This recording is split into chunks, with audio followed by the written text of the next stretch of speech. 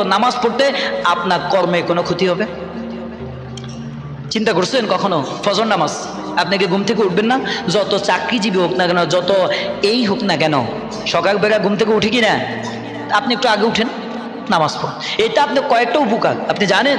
সকালবেলা যে হাওয়া, মানে যে বাতাসটা, এটা এত নিরাপদ।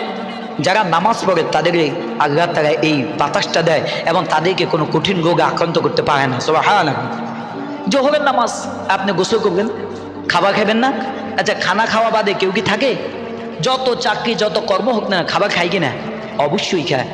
আপনি খাবার ফাঁকি দিয়ে আসছেন, গোসল করবেন, ফাঁকি দিয়ে নামাজ পড়তে কয় মিনিট? আসর কাজ কাম শেষ করে বাড়ির দিকে আসতেছেন, কি কোনো ব্যস্ততা আছে? মাগরিব, ওই সময় তো যারা অফিস আদালত শেষ, আর যারা অফিস আদালতে চাকরি করে তাদের ক্ষেত্রে কিন্তু নামাজের আলাদা একটা ছাড় আছে। নামাজের